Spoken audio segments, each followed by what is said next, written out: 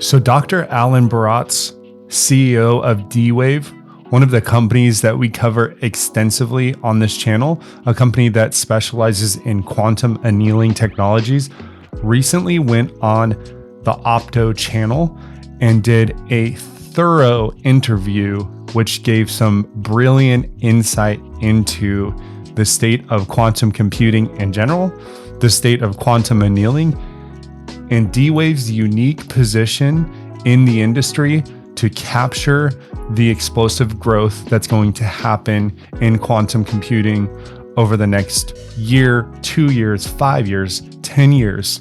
The money, the billions of dollars of influx and inflows of money that is going to be pouring into the industry. So today, we're going to watch some key clips from this video, and we're going to do a bit of a react. And I hope you find this video informative.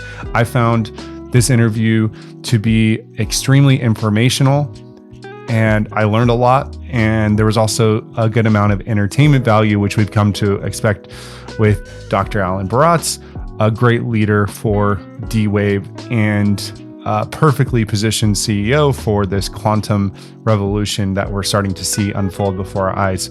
So we have a lot to cover in this episode. Let's jump right in.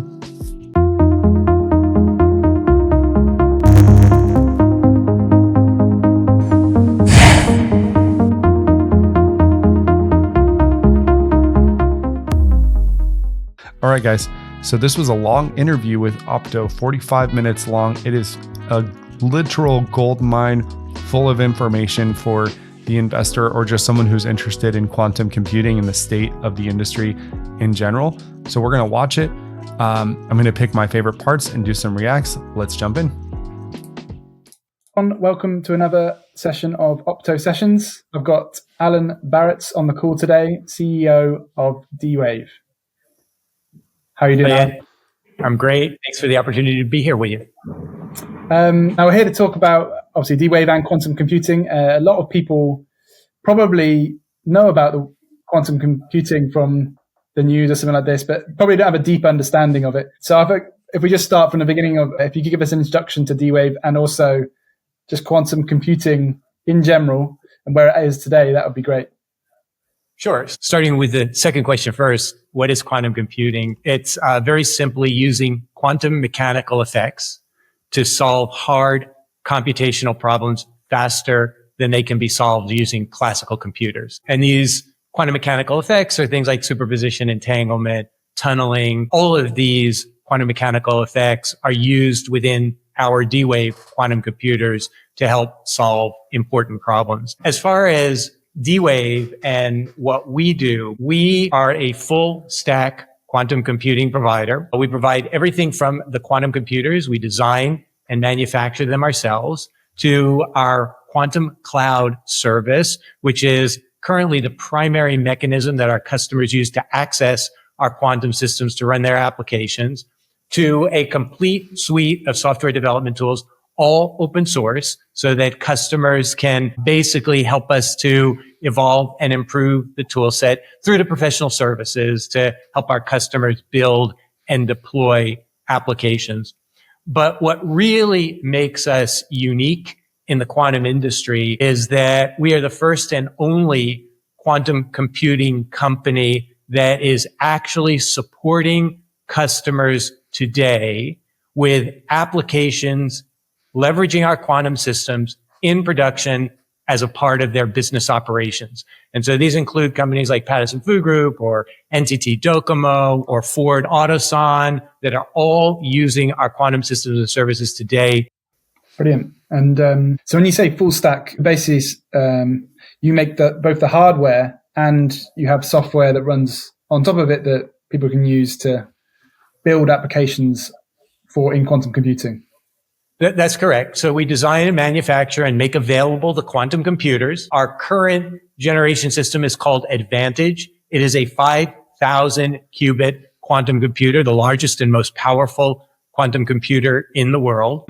And as I said, we have a complete suite of software development tools that allows our customers to build and deploy applications that leverage those quantum systems. And I should also point out that those software development tools include access to what we call hybrid solvers that are a part of our quantum cloud service. And so this is where we use both classical computing, CPUs and GPUs, together with the quantum computer to solve hard computational problems. I think why a lot of people struggle with this this next tech revolution of quantum is because the conversation is nuanced and there are complexities, and even someone like me who spends a lot of time reading and learning about it, I still learn more about quantum computers almost on a daily basis. And in this interview, we kind of hear a good, I would say, a big part, if we looked at a pie chart of the words that Dr. Baratz is saying, probably a good like 30-40% is just establishing that foundation, that baseline understanding, so that this larger audience for this YouTube channel can try to wrap their heads around, okay, exactly what is gate-based versus annealing quantum computing, and why is D-Wave uniquely positioned today to take advantage of this quantum revolution that we're having. So this video goes in a lot of depth into these topics, and Dr. Baratz lays the foundation. But there's 6 to 7 key points that I want to point out in this video that we're going to cover. So one is D-Wave is commercially ready today, so that there is a lot of quantum research, especially for gate-based computers, where the promise is out there. There's a lot of promise, but there's not a commercial application today. There's also the quantum supremacy achievement that we heard right before the last earnings. Number 3 is we have annealing versus gate-based, and assumptions that were made early on about gate-based being able to solve everything that annealing quantum computers can do and then some. But what we learned in this interview from Dr. Baratz is the more that scientists research these quantum computers, they realize that both annealing and gate-based computers, quantum computers, will be needed and will be used together. So the next thing that is covered in this video is the quantum and AI paradigm, and we're going to look at that as well. And D-Wave already has a 5,000 qubit machine, and they're looking to expand that to 100,000 qubits, which would be an insanely phenomenal number. And then finally, this quantum realized framework where they can solve problems better than classical computers. And this is an incredibly bullish interview, and it's a gold mine filled with information. So let's keep going. Where we're basically allowing each processor to solve the part computers work. I want to dig into that more, but the technology must be, it's obviously very advanced. Maybe I know I've seen that one of at least the things that you focus on is quantum annealing. Could you touch on that a bit, and why you've chosen that? Yep. So there are 2 main architectural approaches to quantum computing.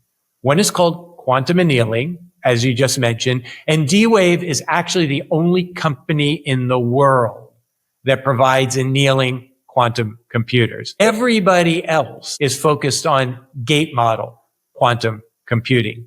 Now, there are some important differences between the 2. Perhaps one of the most important differences is that annealing is a much easier technology to work with. It's easier to scale, and it's much less sensitive to errors. And as a result, our quantum computers are an order of magnitude larger than any other quantum computer, and they are able to deliver good, if not optimal, solutions to hard computational problems today without the need for error correction. On the gate model side, the technology is much more challenging, and it's very, very sensitive to errors. In fact, there's no evidence at all that a gate model quantum computer will be able to solve a useful commercial problem without error correction. And we're still many years away from error correction on gate model systems. And that's why DWave is commercial today. That's why we have customers that are using our systems as a part of their business operations today. And that's just simply not possible with gate model systems because they're still at very immature R&D stage where really all that's going on is research experimentation. Interesting. So why haven't those companies chosen quantum annealing then? So there's a really interesting historical answer to that question. I really liked this part of the video. It does lay a lot of the groundwork and context for why DWave is in the situation they're in now. And just if you haven't seen this, enjoy this part. It's fascinating. DWave began building a quantum computer over 15 years ago. We're the first company in the world to start building a quantum computer. At that point in time, the science, the engineering had not yet progressed to the point where there was line of sight to how you could build a gate model system. But there was line of sight to how you could build an annealing quantum computer. And so we decided to start with annealing quantum computing. In some sense, it's the only thing we could do at that point in time. Now, we knew that annealing would be very good at solving business optimization problems. Frankly, most of the important hard problems that businesses need to solve are business optimization problems. And we knew that annealing would be good at that. But we also knew that there were things it could not solve. For example, you can't use an annealing quantum computer for molecular discovery for quantum chemistry, for example. Okay, so we decided to start with annealing. 8 or 9 years ago, when everybody else decided to seriously pursue developing a quantum computer, the science and the engineering had progressed to the point where it was believed you probably could build a gate model system. And at that time, and this is a really important point, at that time, it was believed that a gate model quantum computer could perform all computations, could basically solve all types of problems better than classical. And so everybody else sort of adopted the point of view, well, we know that annealing is good at some things, but not all things. We believe gate model is good at all things. We now think we know how to build a gate model system, so let's go there. Now, fast forward to a couple of years ago, and this is a really kind of interesting twist of fate, at least for DWave. A couple of years ago, it was proven by researchers in both the US and Europe that gate model quantum computers will likely never deliver a speed up on optimization problems. That you basically need an annealing system in order to address optimization problems. Okay, so that's a really big point. And again, where the conversation, I do think, gets lost on most people. I'm not talking about people that follow this channel that are actually interested and educated and informed about this topic, but the general public, the passive investor, someone who's not really engaged with this material and the topic is you just ask the average person, ask your friend or family member to explain what a quantum computer is and how it works. And then ask them to explain the difference between an annealing and a gate-based quantum computer. I have a YouTube channel about it. I can barely do it. You guys know. I do my best. I try.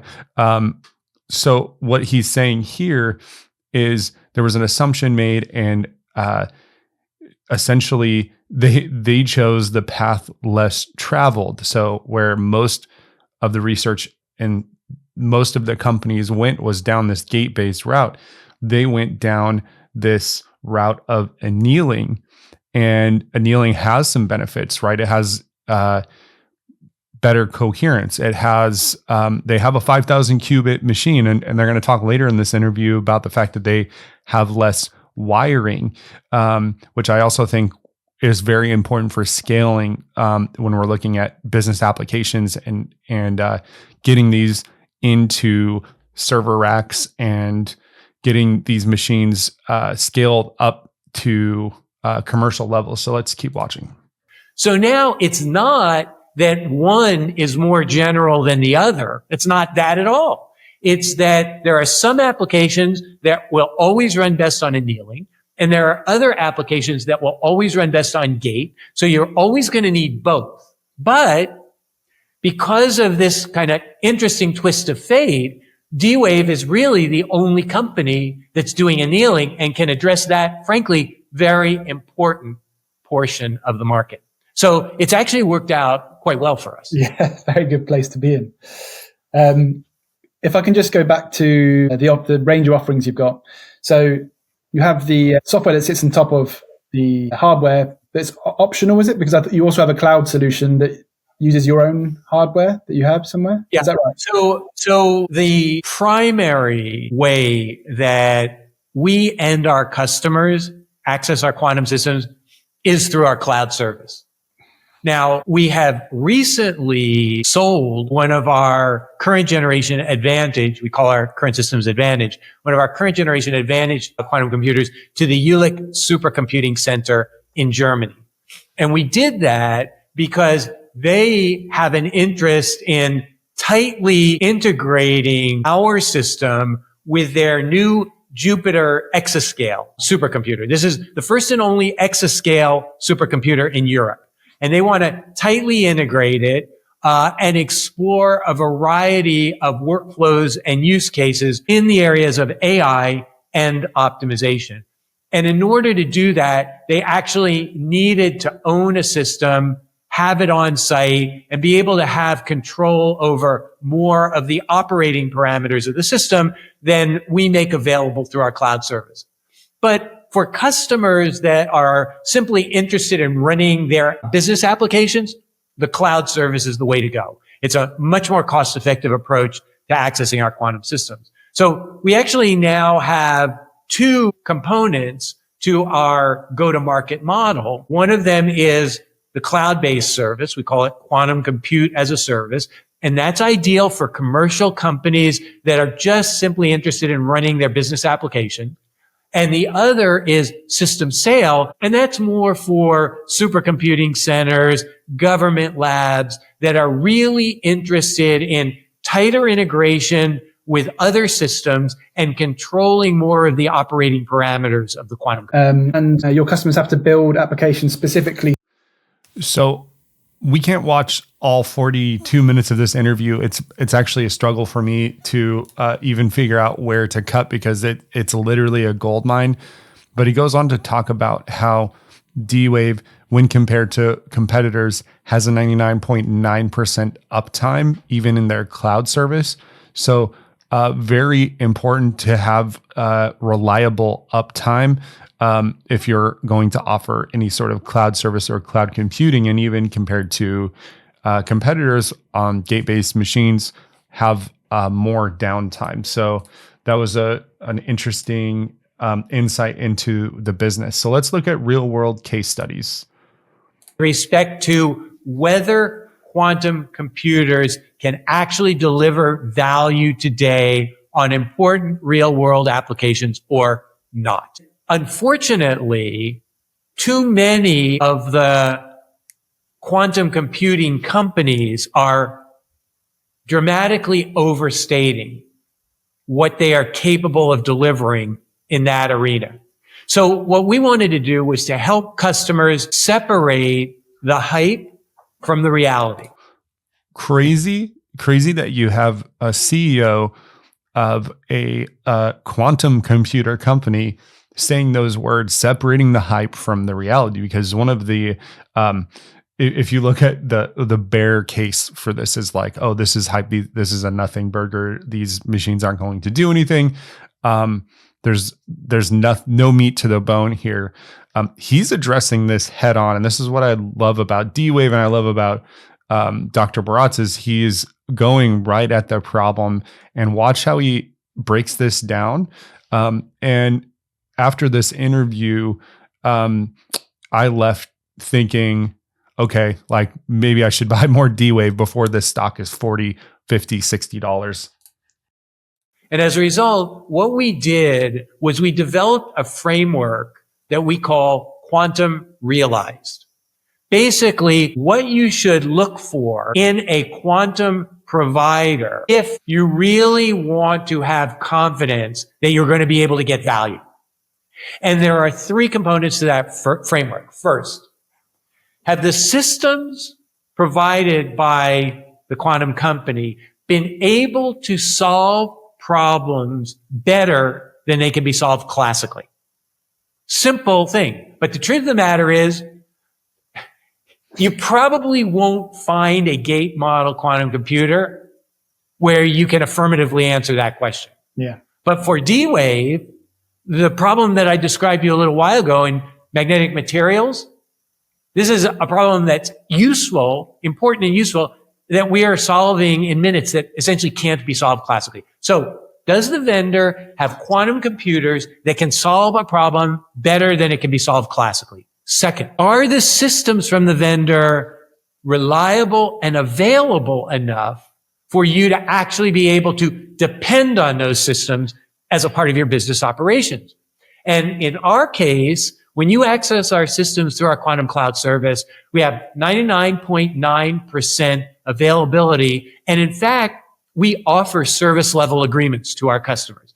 We believe we're the only quantum company in the world that actually offers service level agreements. And in fact, if you go out and look at the public data around reliability and availability of other quantum systems, you'll see things like 30% availability, 70% availability, 1 week queuing times before a problem will be run. I mean, our problems run in real time with very high availability. So that's the second point. And then the third point in the framework is the quantum company actually working with customers on real commercial applications, or that are in production? And, we've talked about a Ford Otosun, for example, which has an application on Autobot assembly in production today. So those three elements, we think, are what any company should be looking for and asking about when they start talking to a quantum company. Can your systems solve problems better than they can be solved classically? Are your systems highly reliable and available? And do you have examples of where you've worked with commercial companies to be able to deliver value? So, the business-minded approach and also just the underlying logic of that is pretty irrefutable, that you need to have a system that works, that actually has an advantage over a classical computer. And show us some examples of how you've done this in a commercial environment before. So what makes this so incredibly bullish for D-Wave is that they're at this point where companies are realizing, I could potentially use this to reduce costs or increase efficiency or optimize. I could use this quantum annealing technology today. This technology exists today. And that's kind of the a common thread through this interview. And a lot of the PR, honestly, for D-Wave in 2025 has been debunking this myth that quantum is 15, 20, or 30 years away. In fact, it objectively is not. Let's look at some real world evolutionary versus revolutionary applications. And is the main benefit at the moment to do with you have just got the power now to do things that may have taken years before can actually be done in a reasonable amount of time? Is this the main benefit? Yeah. So things they wouldn't even try to explore, they can now do. So I think of the benefit as falling into two categories: what I call evolutionary applications and what I call revolutionary applications. Evolutionary applications are applications like the ones I've just been describing. These are computations that companies are performing today. It's just that they're computationally so hard that simplifications of the problem and heuristics are being used to try to come up with what the company hopes are good enough solutions. But they're not getting to optimal solutions, and they have no way to determine how close to optimal the solutions actually are.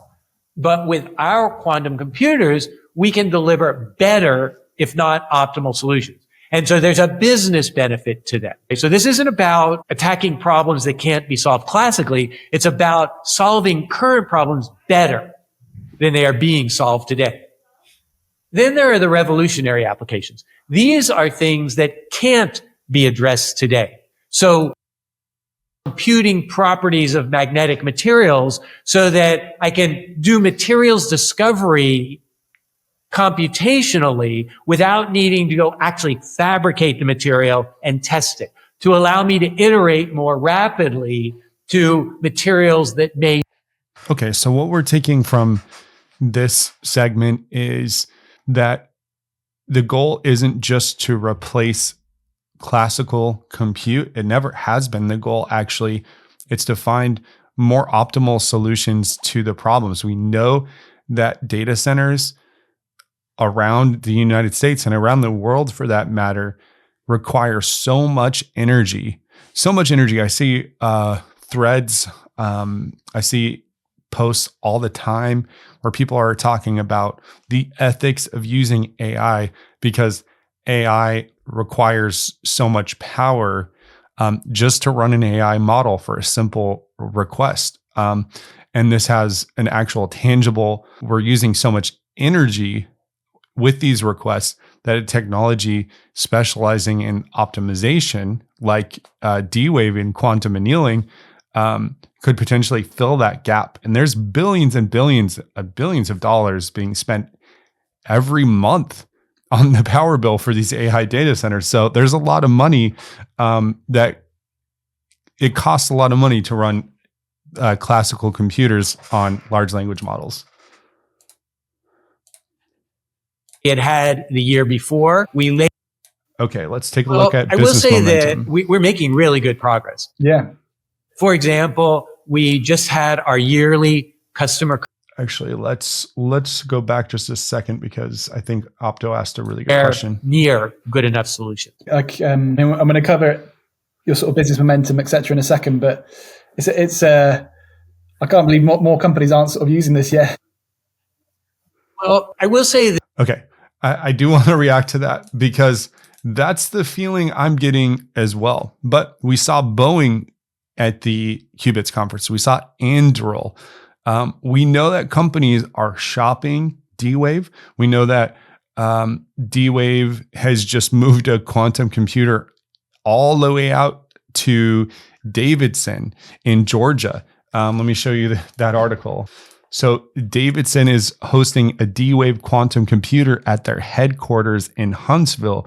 We know that this year, the ULIC, we also saw the purchase of a previous D-Wave system at the ULIC Supercomputing Center. Let's keep watching. That we're making really good progress. Yeah. For example, we just had our yearly customer conference last week, actually, in Scottsdale, Arizona. We were there. Attendance was roughly double what we had the year before. We laid out our product roadmap for the future, which is very exciting. We're at 5,000 qubits today. We talked about how we're going to get to 100,000 qubits in the relatively near term. And then we had a whole host of customers talking about how they are using their systems today. And so the hallway discussion was very different from our customer conference last year. Last year, the hallway discussion was kind of along the lines of, well, how does this really work? Do you think that there's a way that I could get some value out of these quantum systems? Whereas this year, the hallway discussion was, okay, how can we put an agreement in place to get started? And I was in those hallways. I was at this conference and I was also watching a lot of the keynotes and listening to a lot of the speakers. And there's a lot of excitement. There's a lot of companies that are already using D-Wave and their technology, and it is having a business impact today, a commercial impact today. Now, when we look from a perspective of where we are on the curve, we're just at the very, very, very beginning of this potential momentum and curve that is likely to happen in the next couple years. I mean, we'll see. Earnings are coming up. Let's see what else Dr. Baratz has to say about the business side. Do you believe we're at an inflection point where people, the value behind quantum computing is starting to be realized? I mean, maybe just by your company that's starting to offer these sort of benefits to companies. I absolutely do, in the sense that we have a rapidly growing pipeline of customers and customer opportunities that we are pursuing. As a result, we have started investing in growing our go-to-market team and our professional services team to meet that demand. And then in addition to that, we are working on some very interesting and powerful transformative applications. So I talked about the supremacy result. I talked about AI and improving model training. That's very transformative application area. Yeah. We're still probably a year or two away from being able to actually deliver a product that provides value in that arena. But another area is blockchain. Based on the computation that we performed for quantum supremacy, we have been able to create a quantum hashing function. So hashing is kind of at the core of blockchain. Okay? It's all about computing hash functions, and then proof of work is validating the hash functions. And that's how you basically perform transactions against the blockchain. And what we have running today, prototype distributed quantum application. This is probably the first distributed quantum application across several of our quantum computers, where we are using them to basically implement a blockchain, where we are computing hash functions and validating hash functions, and as a result, adding things to the blockchain as they should be added. Now, I did say this video is a gold mine, and at this point, I have missed the quantum in AI. I've already watched this video. I usually do watch them before I record the React, but I'm going to go and see if I can find the quantum AI. Are in production today at our customer sites are basically using quantum systems to solve hard optimization problems. However, we are working on ways to integrate our quantum systems within AI environments. And there are two areas that we're looking at. One is basically using the two capabilities together, letting each solve the portion of the problem that it's best at solving.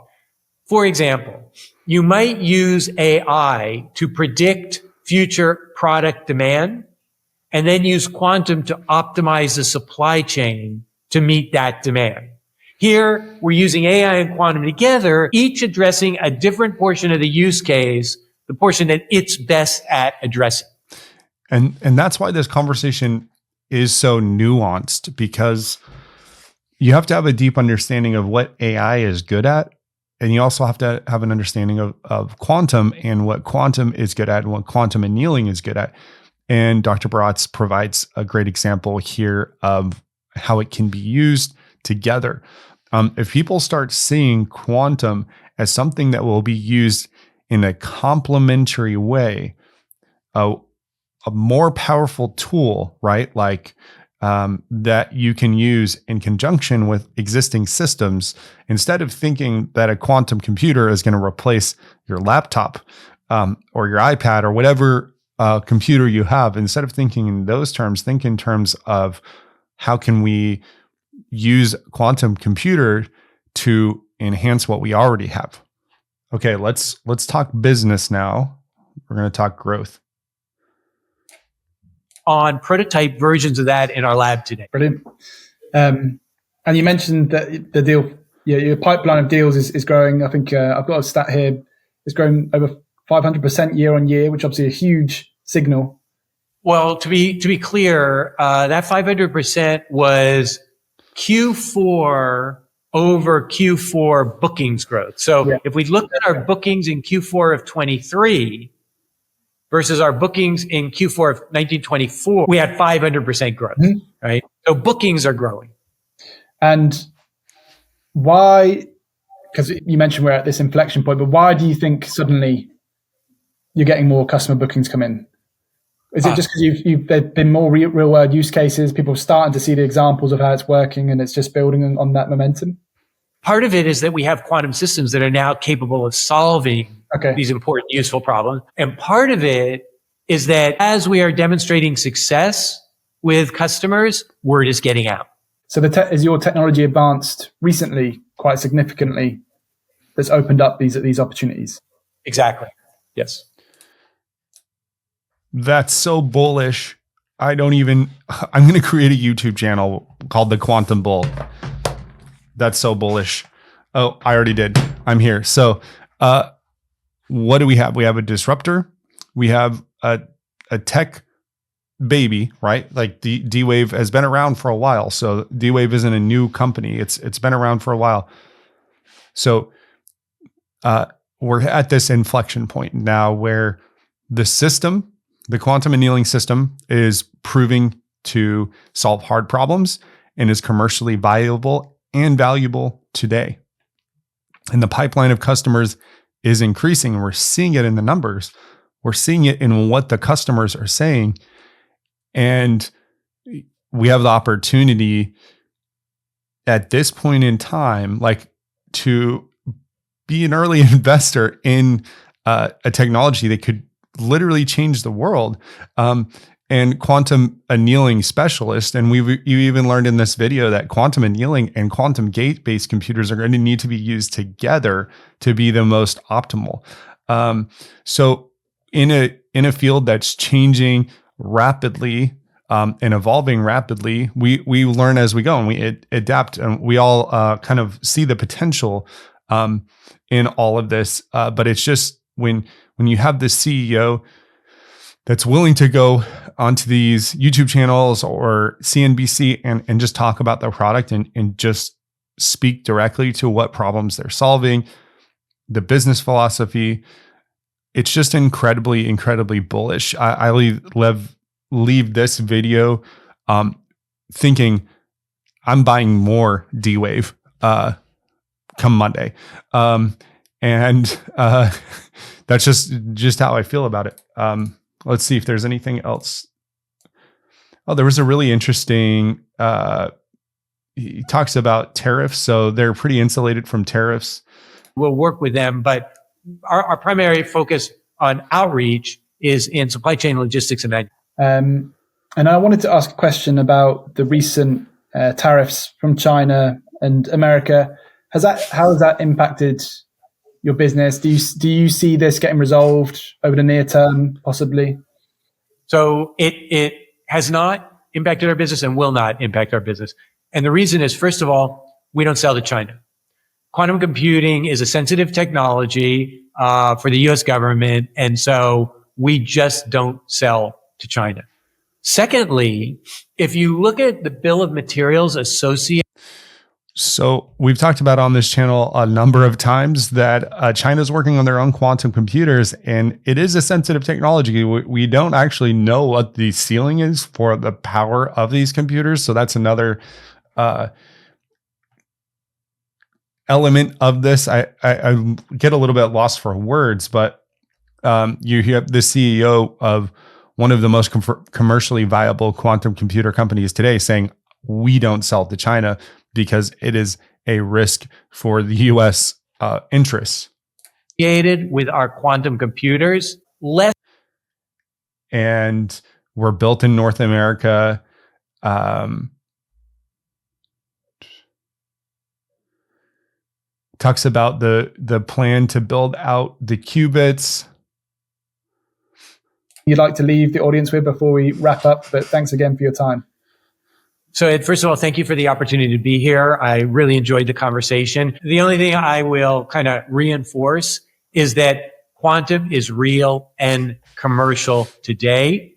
We have a framework called Quantum Realize to help anybody pick solution providers to help them with that. And we're excited to be leading the charge in this environment. Thanks, Alan. Thank you. So I love this interview.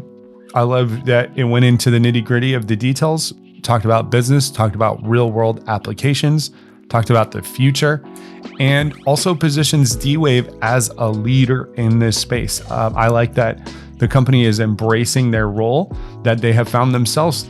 They have taken the path less traveled with quantum annealing, and quantum annealing turns out has more readily available commercial viability today, while a lot of other companies are producing gate-based machines, which may be more commercially viable in the coming years as we continue to have scientific breakthroughs.